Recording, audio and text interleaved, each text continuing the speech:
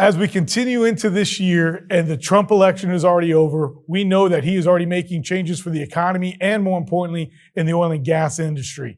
Today, we bring on two amazing and excellent professionals in the space to talk about where we're going in 2025 on this episode of The Crude Truth. In 1901, at Spindletop Hill near Beaumont, the future of Texas changed dramatically as, like a fountain of fortune, thousands of barrels of oil burst from the earth towards the sky. Soon, Detroit would be cranking out Model Ts by the millions, and America was on the move, thanks to the black gold being produced in Texas. Now, more than a century later, the vehicles are different, but nothing else has truly changed. Sure, there may be many other alternative energy sources like wind and solar and electric. But let's be honest, America depends on oil and entrepreneurs.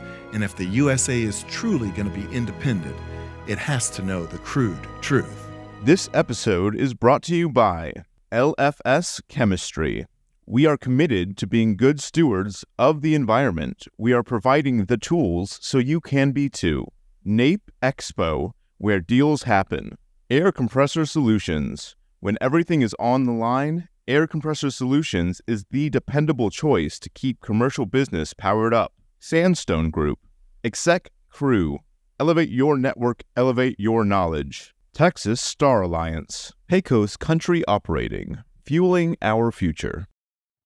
Well, hello again, and thank you as always for tuning in to another episode of The Crude Truth. I'm just going to dive into today's episode. As we know, President Trump will be president again on January 20th of 2025, and the oil and gas industry and energy industry as a whole is already just growing and being more prosperous than it was 3 days ago and 3 weeks ago at the time of election. Today, I brought on two amazing returning guests, and I just want to say thank you to these guys because it's really an honor to have both of y'all on as returning guests as always. And that's why I want to jump in because it's just so exciting. Today, George P. Bush, former land commissioner of this great state of Texas, and Karr Ingham, the president of the Texas Alliance of Energy Producers. Gentlemen, how are y'all doing? Doing great. Doing great here as well. Oh my gosh. Well, I just want to literally dive in today, guys, because President Trump is going to be president again. As a whole, I know this West Texas was Super Bowl Sunday, the day after election. Super happy that he won. As we continue now on, we're seeing changes already, changes in the market. And I wanted to kind of just dive into that today. And George, we'll start with you. You know, what are your thoughts, initial thoughts when the November 4th? Well, it's a bright new day for anybody in the energy industry. I think people are super excited about the new leadership, the team that President Trump is putting together in fast order.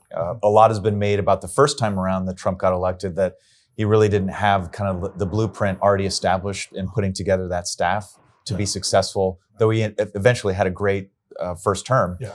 But this time around, he's really hitting the ground running. I was just in Washington, D.C. I've been in D.C. twice, talking with folks in the transition.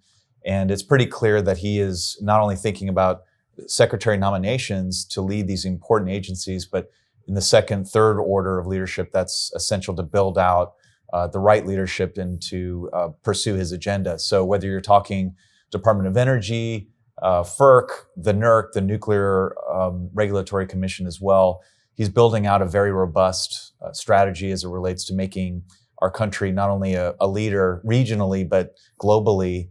And we can do it. I think with our patriotic get it done attitude that he has on his team, we're going to get there. Nice. And Karr, you know, what are your thoughts, especially with you assisting in so many things here in the great state of Texas with the Texas Alliance of Energy Producers? What are you hearing from other operators? Well, as we talked earlier, there's some realism that had to be dealt with. I mean, things that were done in the last administration, it'll take a little while, if it's possible at all, to completely unwind some of those and undo some of the damage that's been done. We'll see where markets take us, because that could always be challenging. But I think it matters. It matters a lot. It's extremely consequential that this administration does not come in on day one, as the last one did, with a foundational contempt for petroleum energy, broadly speaking, and the U.S. domestic oil and gas industry specifically. That was really apparent with the last administration. I mean, they started this, and he started this, President Biden, on day 1 and 2, signing all manner of executive orders that are really harmful, not just to the oil and gas industry domestically and in Texas, but to consumers, the availability of energy that we all need and demand. And this thing, abundant, affordable, reliable energy, we have been blessed with this in the past.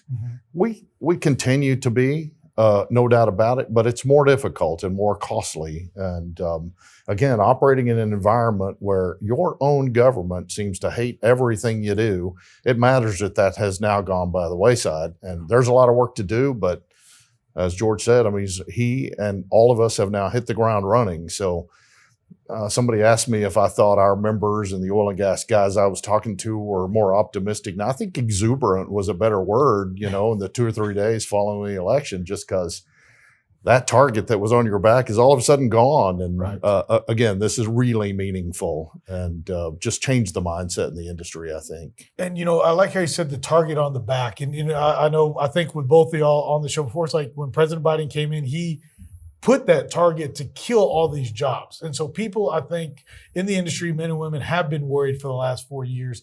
And I think that exuberant is really where it's at. It's like, okay, we're at least safe. And now I'm kind of like, now people are like, okay, we're safe, but what's actually going to happen to the markets? Like, do we think that with President Trump coming in, are we going to see the price of oil, go up? Is it probably going to stay the same? That's what I think. But are we going to see a good dip in the price as we continue to maybe be the leading producer in the world? I don't know. Do you think we'll continue to, there you go. Do you think we'll continue to be the leading producer, George? Yeah, I mean, we're at a little over 14 million barrels of production on a daily basis. And so we're approaching, if not already exceeding, Saudi production. And and I come back to kind of our region of Canada and Mexico, if we can figure out a regional plan, we can, in our lifetime, become our own OPEC, essentially. I think Karr is absolutely right that, with the initial Biden executive orders, going back to that first day, he had to think over 120 executive orders, and most of it was centered on energy. And I remember the Keystone Pipeline, you touched on that in terms of, I think it was like 20,000 jobs that were immediately lost or evaporated in thin air. So this means a lot for, not only well-paying jobs, but careers that can be built not only in Texas, but throughout the country, which is what is super exciting. And to rebalance the global strategy from a national security perspective with respect to our own oil and gas production, and the FERC being able to reverse the Biden decision to freeze all LNG export terminal developments along the Texas Gulf Coast, one of which happens to be in Brownsville, Port of Brownsville, the Next Decade facility, which had contracts to distribute natural gas to a lot of our friends in Europe and also Asia. And so you think about kind of the ongoing struggles in Ukraine, potentially the Taiwanese Strait. We need, as Karr said, an abundant and readily distributable, supply of energy that Texas can be at the forefront, just because we're blessed with not only the natural resource, but the infrastructure to do it. So yeah, I think it's highly foreseeable we do it. But, as Karr probably would also say, this is about the markets, and let's let the markets go. There has been jokes in the oil patch that sometimes Democrats are better for oil prices because they want to keep it in the ground, and that could play out. Yeah. And as conservatives, I mean, we want a market-oriented strategy and to remove the regulation and the red tape to actually develop. So I'll just close by saying that at the GLO, we undertook a lot of lawsuits, you may remember, against the Obama administration, the Biden administration, where they were leveraging all kinds of laws and regs to shut down production in the state of Texas. And let the market determine what the lowest cost of production is going to be, and let the wildcatters determine where it is and how it can get it to market. Well, I want to definitely, we were talking about the markets before we jumped on the episode here. So I do want to give you a chance to talk about that, Karr, but also with the Texas Alliance, you guys help fight for everything that the operators do. offshore drilling, do we see that being lifted, those regulations, to hopefully get some more permits done to start drilling out there as well? I think so. I mean, onshore and offshore, it's just been a battle. It seems like there's a new way to attack the permitting process, just to attack the way of doing business. I mean, we had, when we started this explosion of onshore domestic production, really post-Great Recession, leading up to an industry downturn, nasty one in 2015 and 2016, and then new production records being set between then and COVID. This really, the onshore domestic shale stuff was the shiny bloom on the rose. It still is, but offshore's made a real renaissance and kind of coming back and taking a greater share of U.S. domestic total production. But again, it seems like these guys are just trying to find ways to keep anybody from producing anything anywhere. So one regulation after another having to do with whales and you name it. I mean, stuff that only applies, by the way, to oil and gas, not shipping, not other offshore industries, only oil and gas platforms. Yeah. And so it's time for that nonsense to stop, time for that to go. I think there's little doubt about the fact that we will maintain our position as the world's largest single country producer of crude oil. That even happened, and they will say this, the Biden guys will say, listen, we set new records while we were in office. What are you complaining about? Well, I'll tell you what we're complaining about. Everybody knows what we're complaining about. This will get better. We'll see where markets take us. But we are going to continue to be the largest single country producer of crude oil on the planet for a long time to come.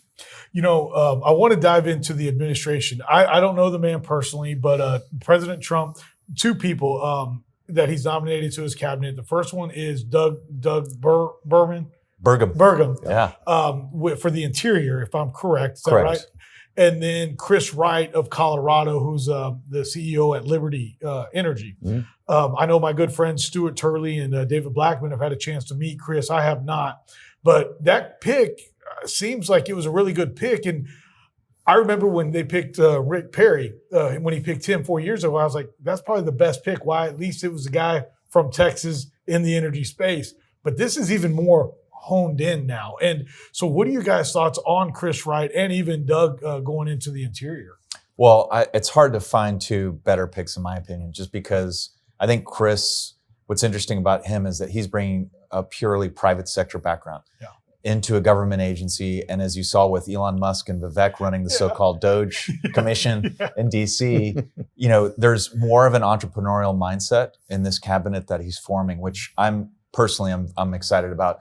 Not only does he have the oil and gas experience, but he's also on the board of Oklo, which is a publicly held small modular reactor company. Yes. So he has nuclear expertise as well, which is a big part of the Secretary of Energy's portfolio. Yeah.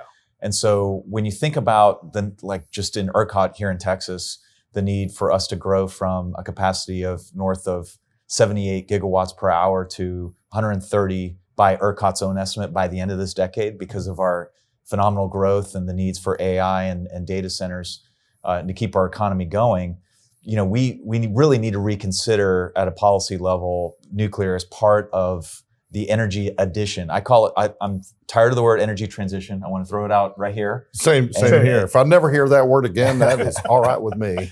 But so we can agree, let's call it energy addition because we need more abundant and cheap sources of supply. And so you got Chris Wright, who's going to be running that agency. Then you have Doug Burgum, who's an executive. He's also a successful businessman, sold a data company to Microsoft, made an absolute fortune, and then ran an oil and gas producing state, which is the lifeblood of their economy in North Dakota. So, what I love about the Interior is that basically that's the equivalent of the General Land Office at the federal level, where you're running the state's or the nation's surface rights, its mineral rights. So anything for offshore development in Alaska to the Gulf of Mexico, it's within his purview. And so, not only that, but there's an unofficial council, which is going to coordinate all of the federal agencies that deal with energy issues with Doug as the chairman of that. I should call him governor, not Doug. Not that I'm that close to him, but so all to say that these are two really good picks. I think they're going to work closely with the White House in terms of, so keep an eye out on his initial executive orders. that I think are going to reverse almost word for word what Biden, tried to accomplish during his 4 years. Wow. Well, Karr, you got anything to add to that one? Yeah, I do know Chris. I do know Chris a little bit. The Alliance, if you don't know this, we're always way ahead of the game. Chris spoke to our annual meeting in Fort Worth 2 years ago. That's right. So I've met him and visited with him some then. I've seen him speak 2 or 3 times since then. And he and I have also served for the last year or two on the board together of the Domestic Energy Producers Alliance. And so he'll now be resigning these boards and such. But I've met him a time or two. And the interesting and unique thing about him, he is most certainly a doer. I mean, he's all due respect to, he'll know what I mean by this. He's not purely a political animal who's never produced a thing in his life. He is an extraordinary businessman. He founded this company. I think they're the second largest fracker service company in the country now. He is extraordinary. He is a doer. He is a producer. In addition to this, though, and what makes him unique is that he's also a thinker, and he's a big picture thinker, and he's an energy thinker, and he understands what he just said. And that is, this expansion is absolutely necessary because we've got a growing world in terms of population. We've got a growing world in terms of the development, which is always more demanding of energy. And leaving people behind, either in the U.S. and certainly beyond the borders of the U.S., is not just wrong-headed. It's bordering on immoral. Why should we deny others around the world the benefits of petroleum energy that are unique, really, to petroleum energy while we grow and expand other forms of energy? The availability of energy is what makes this planet work. And it's what raises people out of poverty, raises their standard of living, gives them something to get up and be optimistic about every day. And denying people this is, again, bordering on criminal. I mean, it just shouldn't be. He understands all of this. If you've never heard a presentation of his where he talks about energy and its production, even within the context of climate change, they were the first company to put out an ESG report that said, yeah, we'll pay attention to emissions and sustainability and all of these other terms. But you know what we really do? We produce things that make people's lives better. And here's how that happens. And he sort of turned this, he was the guy that began to turn this whole notion of ESG on its head. And he's to be commended for this. I love this pick because he's a doer, a thinker, understands the big picture about energy. Well, I'm excited. Hopefully I can get him on at some point. I think that would be a fun one. We're talking about that rooftop up there to get the energy department, get him out here for something. George, I got to ask you, okay, you publicly supported Donald Trump in 2016. You supported him in 2020. What are your thoughts and on what you're excited to see him do over the next 4 years? But also, I try to relate to you sometimes, but we're both under 50. And this administration is getting younger. That was completely uncalled for.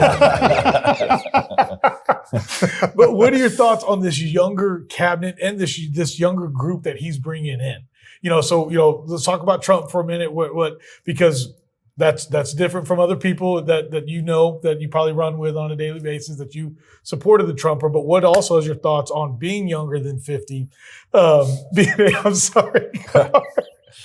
But what are your thoughts? You know what I'm getting at. What are your thoughts? Well, I would say the big topic outside of energy for a second is just securing the border. That to me, when I travel communities throughout the state of Texas, whether it's Amarillo or on the border itself in South Texas, this was the number one issue among the minds of Texas voters, and I suspect nationally as well. And the fact that the prior administration really just not only did not truthfully do their job under their constitutional obligations, but really didn't accurately reflect what they weren't doing to the American public through committee testimony after committee testimony from Secretary Mayorkas at DHS. So seeing another, governor come in, Kristi Noem, into this role is going to be really interesting, and also a very young leader herself.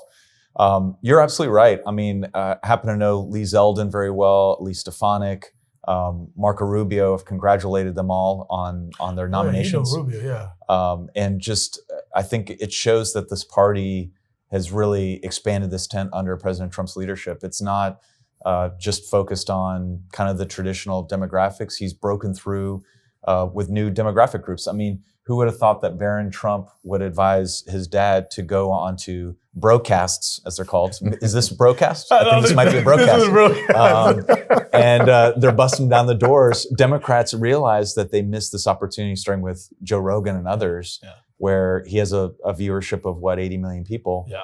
And this, I think, when political scientists look back on this campaign, they're going to say they missed this opportunity. So President Trump, I think, realizes that it's time for the next generation of leadership with these really important tasks. I mean, it says a lot that you have very, like Elise Stefanik, she was number 3 in the Republican House leadership and decided, hey, I'm gone. Maybe that's more of a comment on the House, but nonetheless, but for somebody in her 40s to take on this role, I think speaks volumes about his approach to leadership in the second term. You know, you talk about the podcasting real quick, and then I had a chance to talk about that last week, and I said, you know, I didn't have President Trump on my podcast, but I think that was the difference. A lot of it was that the freedom of speech, we talk about that, you know, and that how podcasts are really the ones that are like just getting out there and putting people's messages out there. But no, so one of the things, and then I know we've got Karr and I are going to continue our discussion, but I always got to find a way to ask this. And so we just got done. Ted Cruz just got reelected in a pretty debated battle against some other guy. All right. I'll give him that. Cornyn's next. Some people are talking he may retire, may not. Are we looking at you possibly running here for the Senate down the road by chance, or what are we doing? Well, not in the short term, Ray. I mean, I love this country, serves in the military, love the state. Very prayerful and humble in my approach to life. Love my private practice at Michael Best, where we're taking care of energy producers and entrepreneurs here in Texas. And we'll see what God has in store for us. I mean, I just know that it's a decision that I'm going to be taking with my wife and my family. They're my priority. So if they say, we need you to be the CEO of this home, then I'm going to do that. Yeah. But I love Texas and would love to figure out ways to serve down the road. Yeah. Well, George, I can't thank you enough. Karr, you know, you need to quit picking on him a little bit here. I promise. Picking on him? Listen, as if that's even possible. But what a pleasure it's been. Good to be with you. Yes. So thank you so much. We'll see you soon. Yeah. All right. We'll be right back. Well, that was a great conversation with you guys. I Loved can't every thank you second of enough. that. I My cannot pleasure. thank y'all enough. And that's awesome for me. So like I told you, I was joking around. It's like, thank you, Karr, for coming on because it helps me out more than it helps you. Don't know about that, but like I said, I'll come talk anytime you want to. Well, let's talk about the alliance. I mean, you guys are helping make moves and protect the oil and gas industry at the Texas Alliance of Energy Producers. You know, what are you guys getting prepared for 2025? Well, we're getting prepared for multiple things at the same time because we have really consequential, interesting things coming up. We just had the federal election, as you know, which means for us, now knowing the political outcome, and this would have been different, by the way, if the mix would have been different. Let's say Trump wins the White House, Republicans take the Senate, but Democrats take the House. That's a different landscape. Or any other mix where you don't have this so-called trifecta. Now that we know what this outcome is, it helps define the landscape in terms of the things that we're going to be working on and toward with this administration and this Congress. And hopefully it makes it easier to get some of these things done than would otherwise be the case. I mean, if you've got one party controlling one of the chambers of the legislature, either the House or the Senate, they can just throw up a big roadblock to anything they want to. Thankfully, the Republicans got to do that in the last 2 years of the Biden administration. By controlling the House, they stopped a lot of bad stuff from happening. And in their mind, anything Trump and the Republicans want to do having to do with energy, they think is bad stuff. And they would be throwing up walls and roadblocks. So knowing what the landscape is going to be, Republicans in control, even with narrow majorities, it raises the likelihood that we can get some things done specifically and directly for oil and gas operators in Texas and elsewhere around the country, and in terms of unwinding some really bad regulation that has been put in place under the Biden administration. Some legislation that was passed is really onerous and damaging. We can get to work on these things, and we already are, and this will only continue. Unlike all due respect, most other Texas oil and gas groups, we also play in D.C. Our board has instructed us to do this because you can get clobbered there. Yes. Tax policy that affects oil and gas producers, regulation, you name it. Yeah. A lot of bad stuff can come out of D.C. Well, of course, in addition to this, we also have Texas legislative session coming up in the first 5 or 6 months of 2025. This is really the principal reason we exist as a Texas statewide oil and gas association, is to make sure we're fighting the battles and doing the work in Texas at the legislative and regulatory level. So us working, frankly, all year long, but the session, of course, is when things happen. So we're gearing up for this. Always working on things at either the Railroad Commission or the Texas Commission on Environmental Quality, any agency that our operators are interfacing with on a regular basis on regulation. So there's a lot coming up in 2025, and we're just trying to get ready for it. Real quick, and I know you've said this before, but I just want to highlight that with the Texas Alliance of Union Producers, you not only, help out with the bigger companies, but y'all also represent the smaller producers. And I don't know what the true definition is, but I always call a small producer somebody that makes 5,000 barrels of oil a day or less. Is that a better, or is it actually less than that? Oh, you draw the dividing line where you want to. Right, because you talk about Pioneer, and people are like, well, that's an independent, and like Pecos says, which is absolutely true. They're an independent, or they were. Different kinds of independents. But there's definitely not the same class of independents. There's definitely independents, and but yeah, I just want to let that your group helps protect and bring all the independents, because people don't know that there's thousands of companies out there that do less than 200 barrels a day, and they make a darn good living. That's exactly right. But they don't have they got people like you that is fighting for them, that work right alongside people like the Land Commission or the Railroad Commission to get things done to protect Texas jobs. Really, that's what it's about. Yeah. I mean, we kind of touched on energy security a few minutes ago, and we definitely could have gone off on that about how important energy security is, but that's what all these jobs are providing, is that true energy security. Right. And that's what you're protecting. Well, as you say, we've got a great mix of companies. Most of the larger companies, the great big guys, the integrateds, most of those are members of ours, and these are companies whose names everybody knows. Yeah. Then you go down to the larger publicly traded independent oil and gas companies like what Pioneer has been. ConocoPhillips is kind of the super independent. Great company, great member of ours. Right. And they just do great things in terms of producing energy that, again, our world needs and wants and demands. And then to kind of the next tier down of publicly traded independents, Diamondback, Matador, others, all great members of ours. And then, as you suggest, we've got, and frankly, the legacy, the history of the Alliance has been in its representation of smaller independents, smaller private independents, as I like to say, very fond of saying. These are great, sophisticated companies like yours who know what they're doing. They're great at it. They've been doing it for a long time, and they know how to do it. And these are companies whose names really most people have never heard before. Right. But man, they matter. Like you say, there are hundreds and thousands of them in Texas and nationally. I don't have any interest in seeing this class of companies go away. I mean, you can imagine a scenario where the cost of regulation and things that are heaped on the industry in terms of the cost of doing business ultimately results in such a level of consolidation in the future that, let's say, we continue to set production records, but it's all being done by 50 companies. I don't have any interest in that landscape. The market environment is tough enough as it is, Right. and it's harder and harder over time without the burdens of overregulation for smaller companies to stick around and be in business. Consolidation, things that just kind of the natural economic progression of things has that effect anyway. I don't want to hasten this by by burdensome regulation and policy that puts these people out of business. And by the way, it's not just the companies, it's the wells. Yeah. We have somewhere in the neighborhood of 280,000 active crude oil and natural gas wells in Texas.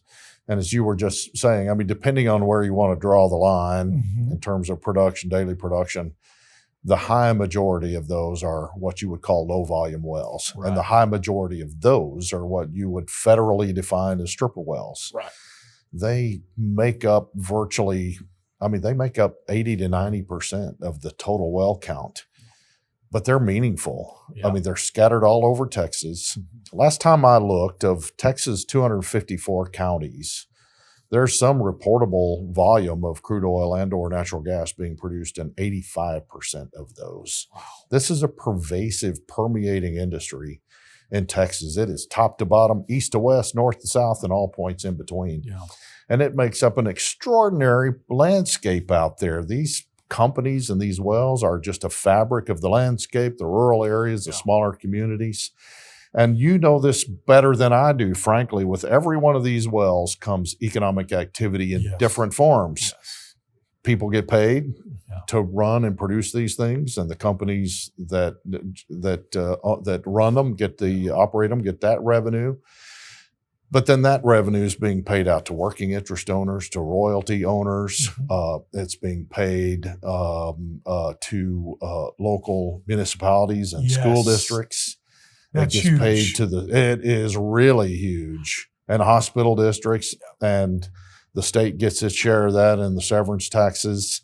And then routinely, I mean, these are the companies who are buying animals at the stock show with their names on the back of a Little League baseball uniform. It's crazy to think about doing away with those wells and those companies. And man, we still are headed that direction. I mean, by my estimations, the combined effects of the so-called methane tax, the waste emissions charge, and the methane rule finalized by the Biden administration over the last year or so, we stand to lose at least 60,000 of these 280,000 wells in Texas, and that number could easily be bigger than that. IPAA's national estimate's about 300,000 wells.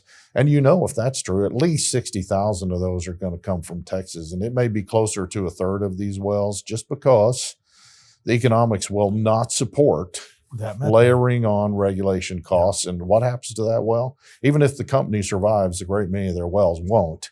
They'll shut them in, and then there we are going down this path. We're trying to keep that from happening. Yeah. And that's you've touched on and really made points in so much. And for our listeners out there, that I want to kind of go back and try to do a sum up of a couple of these things. You talk about the big companies that can handle the regulations, the methane. So an example is that West Texas lizard that David Blackman's been fighting, right? And Exxon, Chevron, they can afford to go get a half a dozen biologists for 6 months, pay them on their payroll, and prove why it's all good. Somebody like Pecos, if we had that lease and it's like, oh, hey, the lizard's there, it's like, oh, I guess I'm done. You know? Then also you talk about the stripper wells. And, I joke with people that I talk to all the time, because that's how we got our start was buying older wells and reworking them. And that's how this works, isn't it? I mean. And, so I always joke, and I'll be a little crude. It's called the Crude Truth. And I say strippers have always been good to us, And who hadn't made jokes about that? Right. I mean. And so, but it's all in the small towns. And I was talking to one of my partners the other day, how I was doing a little, I was doing a little, I don't know, cheek or whatever with him, but I was at another event, and they told me that they were in the oil and gas space, and that they never use local people. Wow. That's what I thought. It's like, wow. It's like, and you touched, it's like when you drill a brand new well or rework a well, not only do the working interest royalty owners get it, but the local supply shop gets something. You're eating dinner or lunch at one of the local restaurants. Your taxes for that area are going to that local municipality that's in a rural area. And it's like the positives that come out of drilling an oil well and producing oil in any environment, in any area, just helps out economically so much. So, and that's what I think is also great. And going back to it, it's like, you got the smaller companies, and it's like there's always a dollar amount. Like they don't understand the economics that, and I'll just use Exxon. They got a new well that's going on at 10,000 barrels a day. When it gets to a certain amount of barrels of oil a day, they're like, okay, that's not economically viable for us. Then you get somebody else that'll pick it up for 5,000. They can still make $1 at 5. Then it might drop to 1,000, and then so on. And that's why we've got so many. But there's somebody there that can make it work, that not only can they provide themselves a living, but they're providing energy to America that's reliable, abundant, and resourceful. That's exactly what they're doing. And of course, this gets all the way down to the strip of well level. And with some of these, as you well know, I mean, they're around for decades and decades. Yeah. And there's another great organization that we partner up with on a lot of stuff called the National Stripper Well Association. They have a cap that says "Save Our Strippers," by the way. I did not know that. Who wouldn't get behind that, I suppose. This is companies whose model is to ultimately acquire these wells in the latter stages of these wells. Like now, again, as you know, these wells can operate at a barrel or two or three for years upon years upon years. And they have figured out how to make this model work. And they see these wells through the end of their useful life. And then they put them to rest in perfectly responsible form by plugging those wells and calling it a day. But it's after a long period of time. And again, add all of these together, and it's a market-moving volume of production. And so it's not the lion's share, it's not the majority of production, even though it is the majority of wells. But doing away with that, let's say it's 10% of the U.S. total. I mean, losing 10% of that is meaningful. Right. And so you're right about the larger companies. Listen, I don't mind big oil. I like big oil. It's a big world. Yep. And these companies do extraordinary things. I got to go on a refinery tour of ExxonMobil in Baton Rouge a couple of weeks ago at a meeting of the U.S. Association for Energy Economics, which I'm a part of, and just seeing what these guys do and how they take raw product coming in on the one side and spit out about 15 fantastic products on the other side that we all use all day, every day. It was just so fascinating to see this at work. I appreciate their upstream work. I certainly appreciate their downstream work. They bring great things to us. But again, they're not all there is to oil and gas production in the U.S. There's room for all of these kinds of companies, and their business models work for them. And they're, again, all great at what they do. I'm so thrilled and proud that they are members of ours and we're partnered up on these things. But as you say, we're really proud. And I would say more than that. I mean, this is certainly true for me personally. I have an affinity and affection for these smaller guys and the wells they operate, and we are fiercely protective of them, those wells, those operators, and that space. We are of all of our members, but certainly that classification of operator and wells. It's our honor to get to do this. Yeah. My honor to get to be the president of this outfit, and hopefully we can get some good work done here. And I didn't even say congrats because you've not even had it 6 months, I think. I know you were interim. July was when this happened, so not 6 months. And I know last time when you came on the show, you were the interim. That's right. And old Modulin went off to go private sector. Oh he's doing what he's really good at. He's doing government relations. He was really good at running us, but he's doing government relations work now for midstream company, and they're lucky to have him. But, and I want to say this, that you said something about the combining how the big companies are good, and I want to look in the cameras. Like, the thing about the Texas Alliance that I love is that you're protecting the small companies as a whole, almost like because they are trying to regulate us out. That's what I feel like they're trying to do, trying to regulate the small I think that's true. I mean, the Biden administration, EPA, is really almost made no secret of this. They are joined at the hip with EDF, the Environmental Defense Fund, and they've put out all manner of information about methane emissions that come from low volume wells. And they just say, listen, it'd be just fine with all of these guys if smaller operators and small wells, when everybody knows the big guys are not going anywhere. Yeah. But everybody doesn't know that the little guys, I mean, it's going to be, if we don't turn back the clock, if we are unable to unwind some of this stuff, it's putting this landscape that we've been talking about at risk, really in jeopardy. And so we've got our work cut out for us, and we've already been chirping at these guys. Incoming administration, and we employ a guy in DC to take care of this for us and kind of manage that work for us, and already put him on notice, man, it is time to get to work. We've got things to get done. Well, Karr, for those out there that for any E&P companies or operators that want to get in contact with you and your team over there at Texas Alliance, how can they get in contact with you guys? You can just go to texasalliance.org. And you can see our information there.